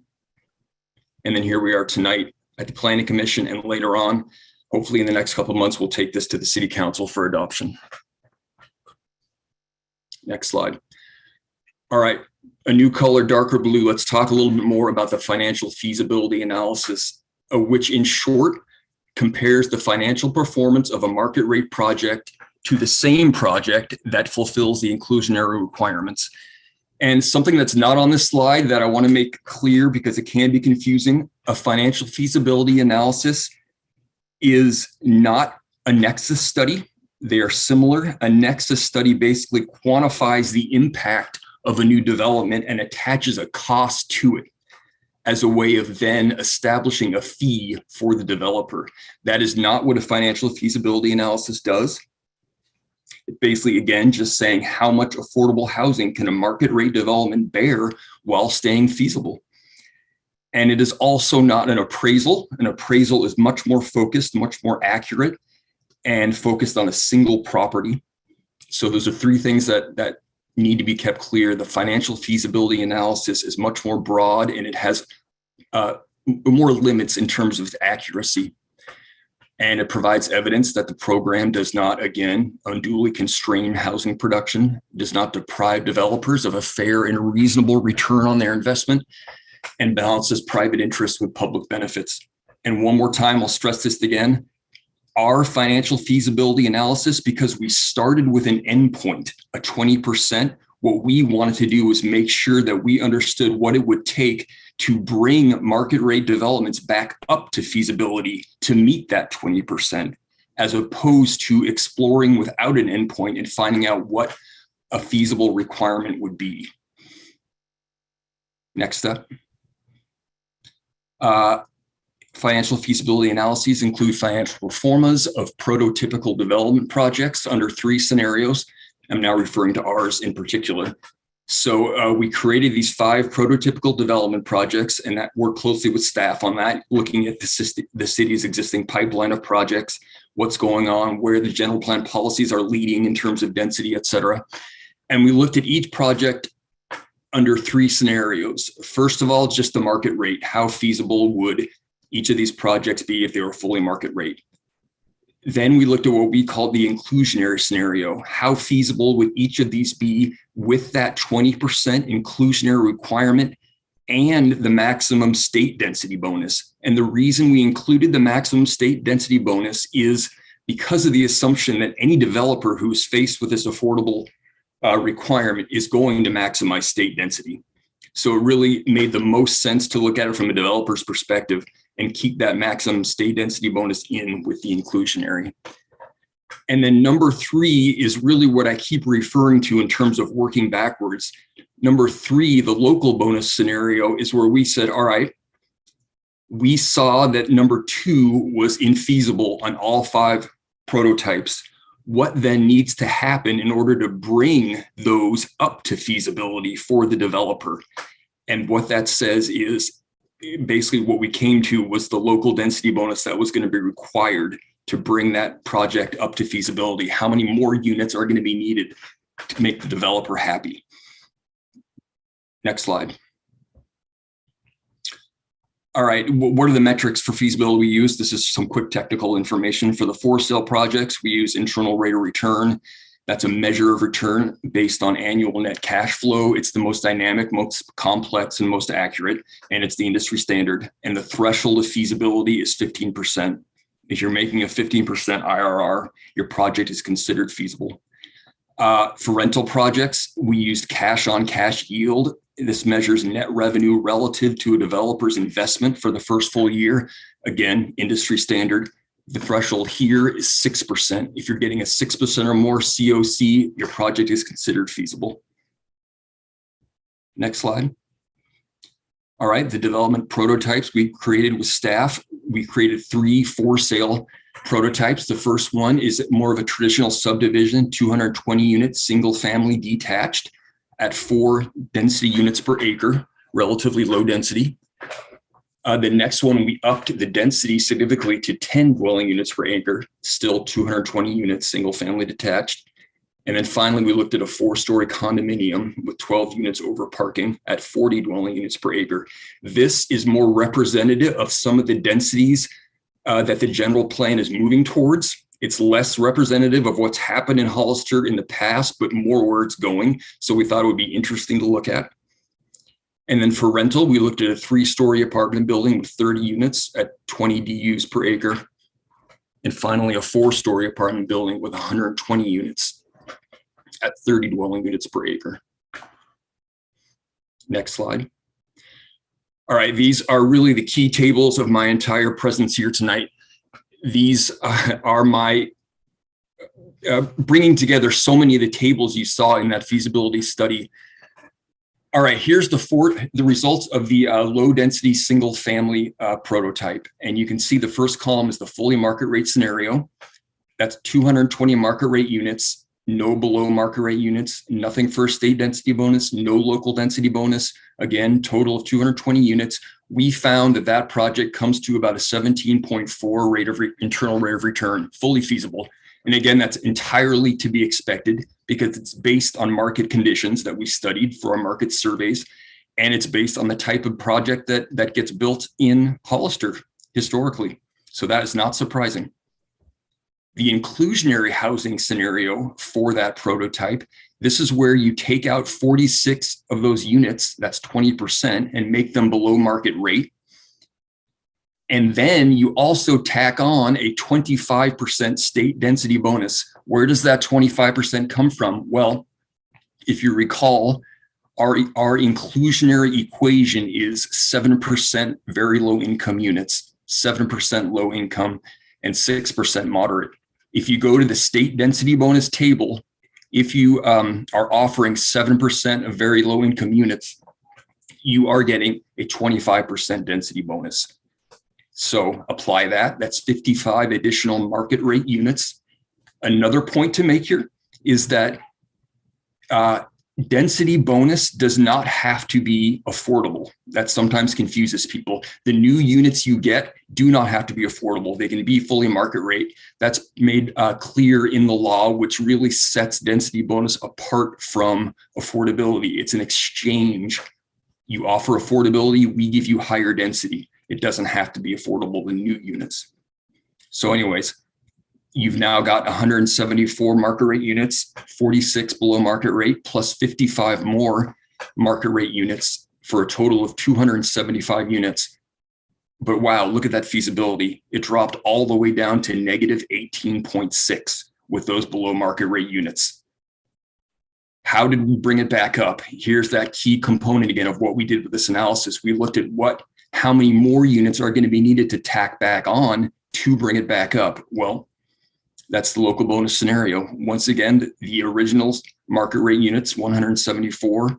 You've got those 46 below market rate units, 55 with the state density bonus.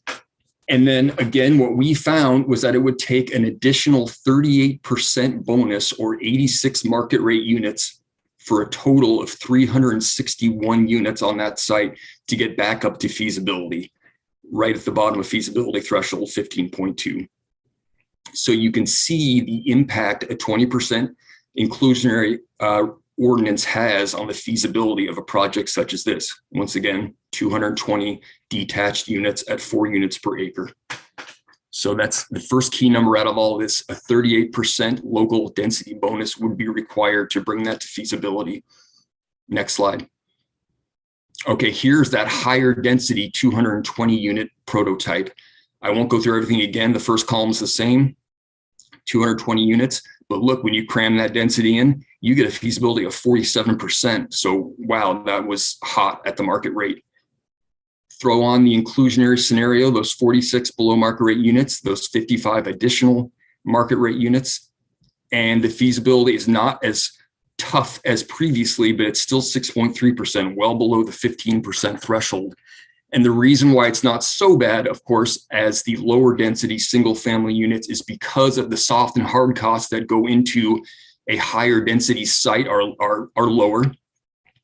And take it over to the local bonus scenario, we found that we only needed to boost density above the state by 6.8%.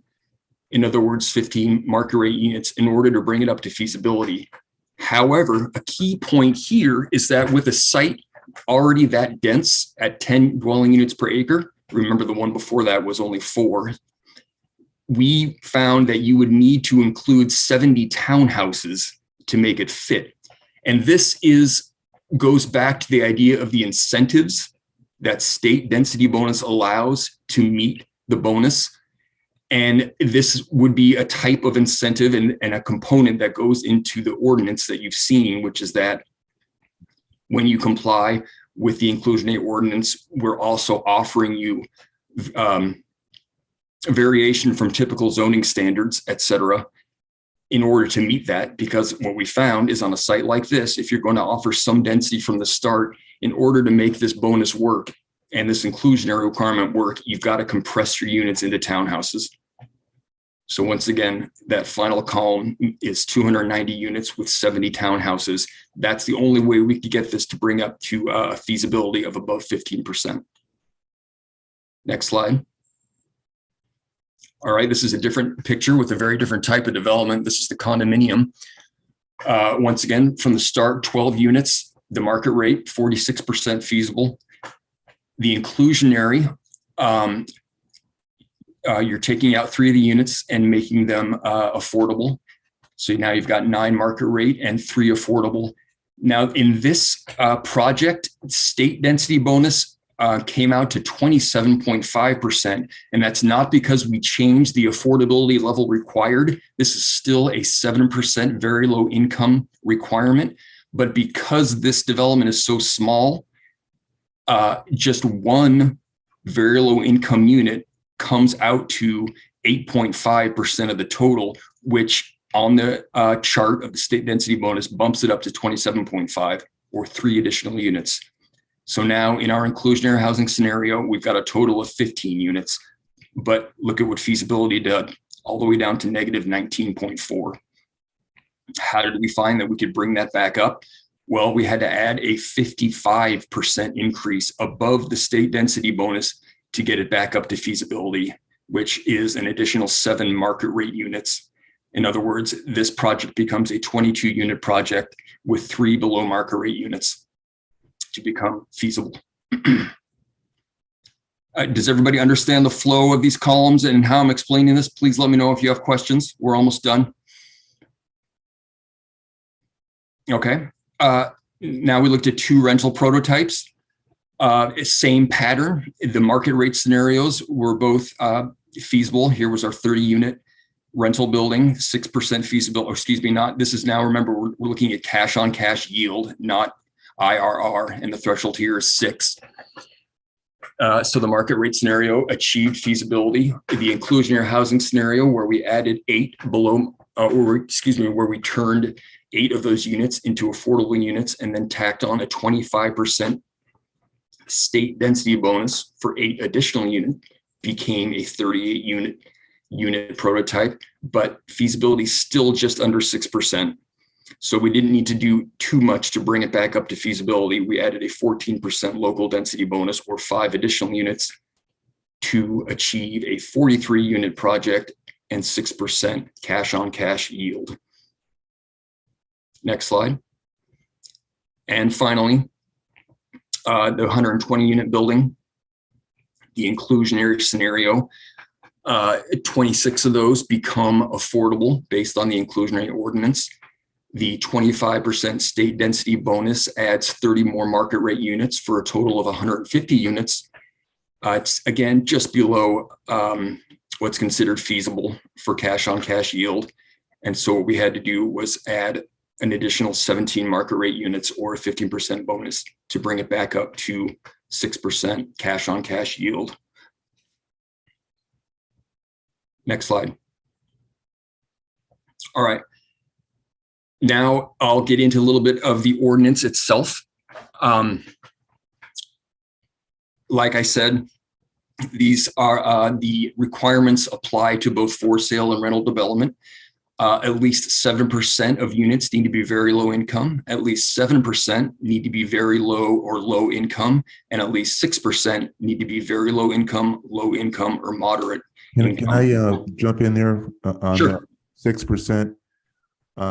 Everything's been very clear, except I don't really, I'm a little confused about the moderate, that 6% of the increment of moderate, and that factors into the 20% affordable when we're comparing affordable scenarios versus moderate scenarios. How did the 6% moderate get into the 20%? I mean, all 20% very low or low income? Yeah, I mean, those are the 3 levels of considered affordable housing. And of course, 20 doesn't divide by 3 evenly. And so we weighted the requirements towards the very low income and the low income. I think also to clarify to Commissioner Kiboy, moderate income is an identified state affordability level. So a unit that is affordable to someone making 80 to 120% of the area median income is considered moderate income, and that is a RHNA identified affordable level. So you have very low income, moderate, and above moderate, which is your market rate. And those are the 4 categories. So moderate can be considered. Moderate is considered affordable. Yes. Okay, I just want to get clearly. Yeah, thank you. I'm sorry. I misunderstood your question. Yes, the term moderate is confusing, but it is affordable. Confusing to me, but I guess then I'll let you finish your presentation. I just had one other comment. Thank you. Okay. If, when you do the math, if you get a fractional unit and it's above, suddenly you find out you need to provide 6.62 low-income units, well, you're going to round up to 7. If it's less than 0.5, you need to provide 6.3 units. You either round up or pay a fractional in lieu fee, which is calculated later on. And for rental developments, everything's the same, except that for rental development, you can pay an entire in lieu fee instead of providing inclusionary units. Did the city council, when you, earlier in the presentation, the city council was not in favor of alternate measures? Yeah, and what they didn't realize at the time is that for rental development, the state says that you have to provide an in lieu option only for rental. Thank you. And Greg, before you go on, I just want to add one point of clarification between the slides and the ordinance. Previously, we were going with 17.17, and I don't think we told you, Greg, so I apologize. But as written in your draft, it's 17.36 will be the ordinance. Yeah, I apologize. I know that there's movement within the new updates, so the number may be off. Yes. Yeah, but 1717 is 17.36 in your draft ordinance that you have in your packet. That was all. Okay, next slide.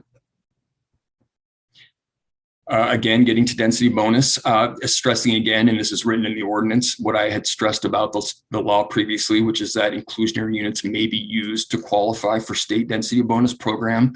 Again, this is the result of a court precedent case from 2013. And the section here, local density bonus allowance, this is directly related to the results of the feasibility, which was that we found that at the highest level, it will require a 50% or 56% density bonus increase for a project that complies with a 20% affordability requirement to stay feasible, 50% for rental. And again, I bring you back to that AB 1505, whose key tenet is to say that we support inclusionary housing, but not if it is an undue constraint on development. And so this is what really it all comes down to. It's these additional density bonuses that will allow the 20% ordinance to not be that undue constraint, which could be considered inconsistent with state housing and community development department. Next slide. In lieu fees, once again, they are an option for rental development only. They are a cost-based fee. The amount to fund affordable units at the same rate as required under the inclusionary requirement. They would be set by council resolution and of course be adjusted annually and included in the city's master fee schedule. Next slide. There are standards attached to inclusionary units in the code that say that all units developed under these inclusionary requirements have to be similar size, proportion, distribution, the same interiors and finishes as the market rate units. They need to have the same access to common and open spaces. Buyers and renters need to be screened for eligibility. Ongoing affordability requirements need to be put in place, or they are put in place, excuse me, in the code. And there are documentation requirements. And most of this is consistent with the clauses in state density bonus and assurances of ongoing affordability there. Next slide. And that brings me to the end of many numbers. I know. I thank you for your time. If you would like me to go back to any of the slides or any of my explanations, please let me know.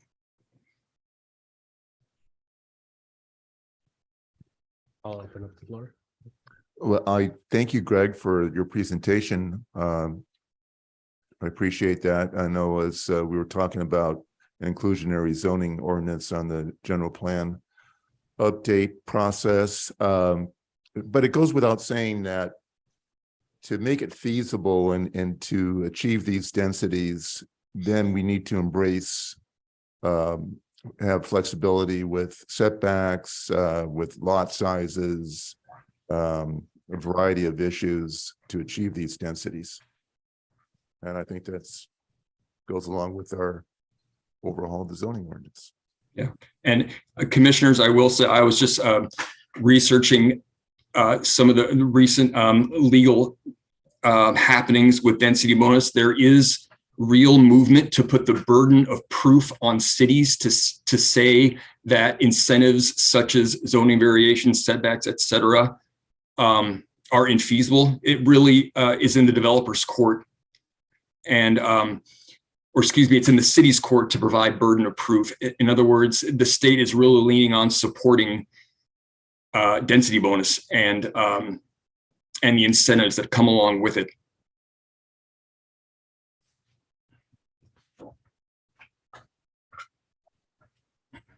I'm done. Thank you. I knew it wasn't gonna be easy. But we needed so desperately. Because we're behind, way behind, but a 56% density bonus is huge. You need an inclusionary housing for your density bonus. That's a huge density bonus. I'm sure they are happy. The developers. I know they're not happy to have to do affordable housing, but it seems like they're making out pretty good with 56% for the for sale units.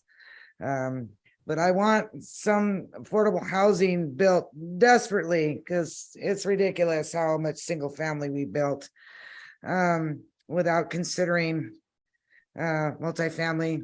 That's because we didn't make them do it, and they didn't want, it cost more, so there was no interest in it. For me personally, don't fall off your chair, but for me, it would be more like 8% moderate and 6 and 6 for low and very low. And I'll tell you why.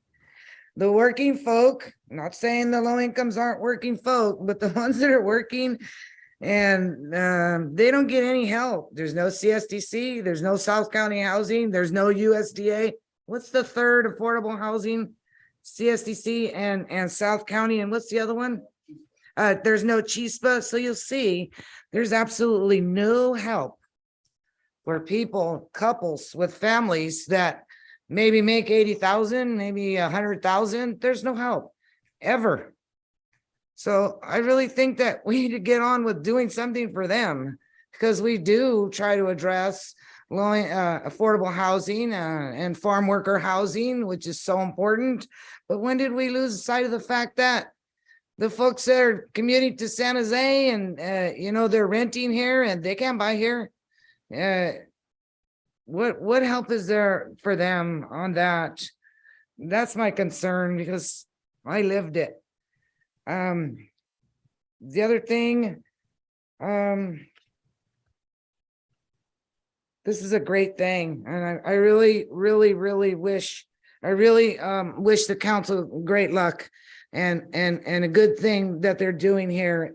And I hope that they'll put in some ordinance that works fairly for all types of income earners in Hollister, and not just low and very low, because you're missing a whole segment of the population. That's all. Thank you. Oh, I was surprised to see that we have to do the in lieu on the rentals. That's never good, but maybe it won't be, maybe it'll turn out okay. I don't like in lieu fees. I would have went with the fractional one, but not the whole unit. Yeah, you need to build them. We don't want to check later on. Thank you. I agree.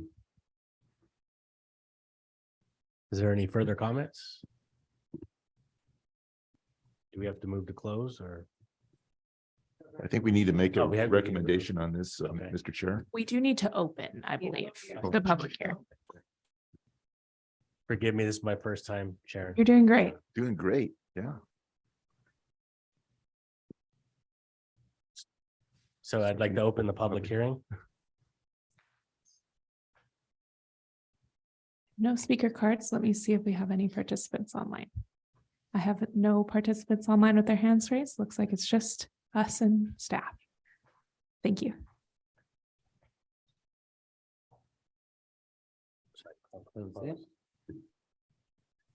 close the public hearing and guess we'll entertain a motion.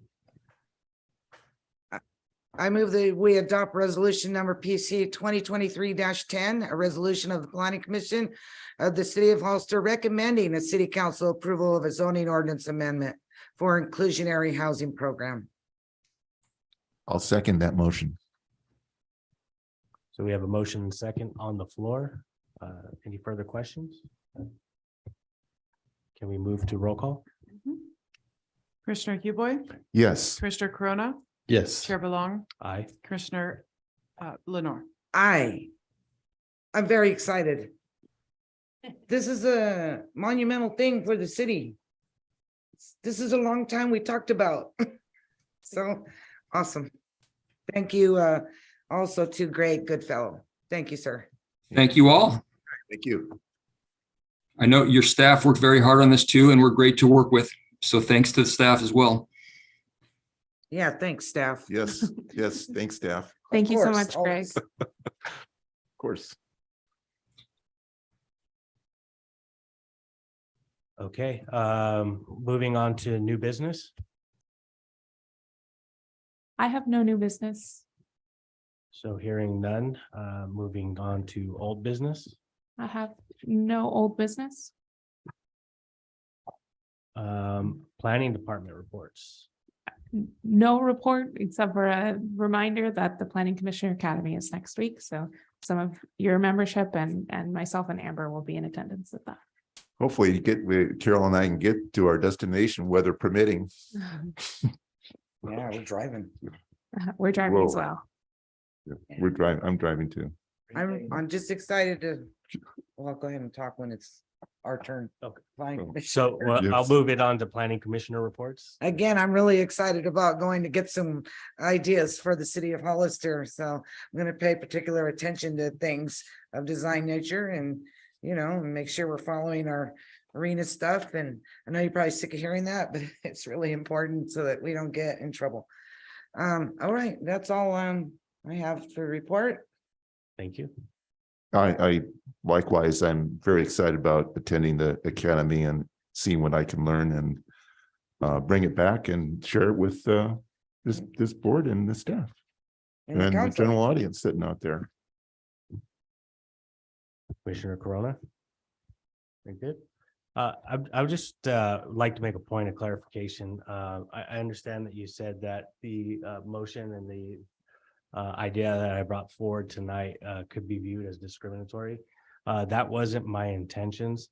I have lived in high density housing twice in my life, one with security, one without security.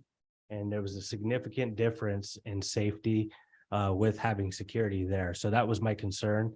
Okay. And I just wanted to make that point of clarification. I don't, didn't want. I anybody to- understood that. Yeah. No, I knew you were coming from a safety issue. Yeah. Yeah. So I mean, we have the pleasure, I'm sure, people that live in single dwelling homes, we walk 10 feet to our door and we're in our house. We lock the door and we're in safety. I've been in positions where you got to walk 30, 40 yards to get to your front door and it's dark, it's at night, and you never know who's out there. So that was just my concern. And I've sat on planning commissions before and I thought public safety is something that we can address. So I just wanted to get clarification from you as well. No, no, you certainly can. It's just because this is affordable housing.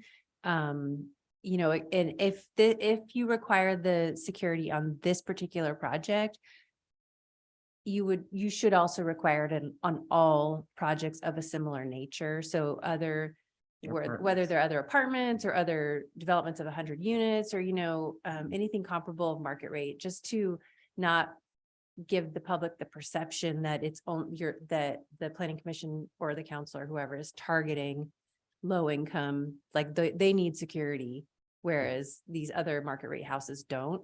So really, if the city wanted to implement some requirement of a security guard, I would recommend they do it like at a high level policy type situation where the city council could adopt a policy or an ordinance that said, any housing unit over a certain number of units, and probably, rental or for ownership, would require some sort of like security guard or whatever those security measures are. That way it's not a project by project determination, but rather like, this is what our city wants. Thank you. So we only have one more item on the agenda here. We do? Who would like to do the honor? What is it? Oh, the adjourn, I moved that we adjourn. We have a motion to adjourn. I'll second that. I don't think we need a roll Thank you. Aye. Good night, everybody. Thank you. Thank you. Thank you all. Chairman, Vice Chairman, good job. You had to step up and you did good.